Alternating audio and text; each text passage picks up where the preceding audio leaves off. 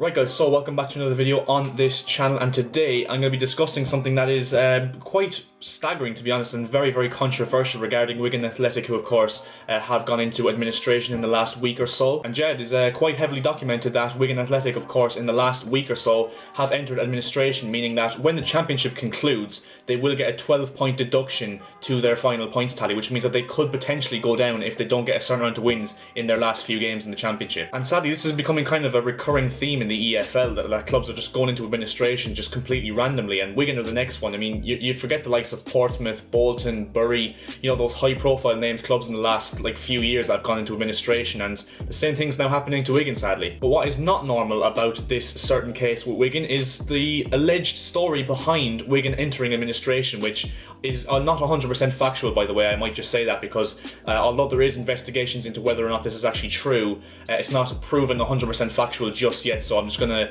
have to, you know, take my word for it that it's actually not 100% factual, but I'm going to be discussing it in this video because if it is true, it is something that really has to be looked at. So, Wigan last weekend, it was announced that they went into administration, of course, as I've said multiple times in this video. However, the strange thing about this is people were wondering just how this managed to happen, because Wigan Athletic were up for sale, and some Chinese businessman who bought the club and then invested £40 million into the club, and then less than 24 hours later decided that he didn't have enough money or funds to invest in the club, and then decided, you know, that he couldn't fund the club after investing 40 million into them after 24 hours. So that left everyone wondering, hang on a minute, why has this random guy just invested 40 million after buying the club, and then within 24 hours just decided, I can't pay for this anymore? Because to most people's knowledge, this guy has literally just bought a club and lost 40 million pounds in the space of 24 hours. I mean, no businessman would ever do that, if you know what I mean. And this has led, of course, to people looking into type of conspiracy theories in a way to try and make sense of all this, because it really doesn't make sense from the naked eye. And this is allegedly what has happened. So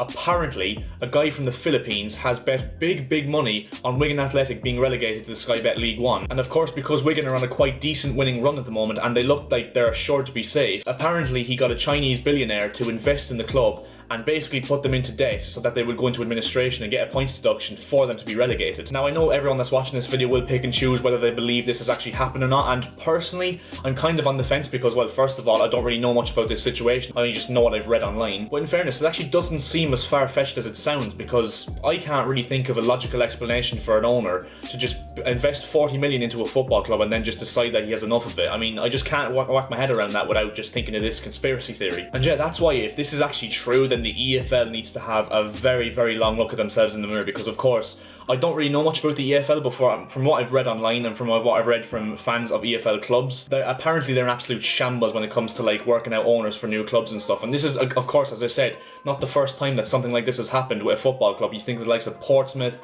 Bolton Wanderers, Bury, even the likes of Blackpool, Blackburn Rovers, those kind of clubs. And yeah, it's becoming too much of a common occurrence for clubs in the EFL to just go bust and go into administration, and that's why I think the EFL need to fix up and make sure that this does not happen again. And yeah, I know the Premier League have recently started a fund for lower clubs in the EFL, which is a very good thing. However, I don't understand why they haven't been doing that for the last 10-15 years. I mean, that is something that quite clearly was needed considering the amount of clubs that are going bust. But yeah, something needs to be done if this is the case. If this story is actually true, then something needs to be done. These owners, first of all, have to be locked up, because technically that's match fixing. And secondly, I don't know what they could do with Wigan, because obviously I don't know the legal side of things, whether they could take the point deduction away from them or not. Probably not, because, you know, once you've gone into administration, it doesn't matter how you've done it. But yeah, it's just so unfair on Wigan Athletic supporters and the players and everyone that works for the club, because for a long hard season where they've pretty much deserved to stay up, they've been on a brilliant run since the restart and even before the restart as well, for them to go down because some guy in the Philippines has just decided to have a bit of fun and make a bit of money off them is absolutely shambolic, and it's a disgrace to the sport. And yeah, that's pretty much where I'm going to end this video. If you did enjoy, make sure to leave a like down below on the video. That'd be very much appreciated, and also make sure to subscribe because we're very close to 100 subscribers. And yeah, let me know what you guys think of this story and whether you believe it or not down in the comment section below. That would be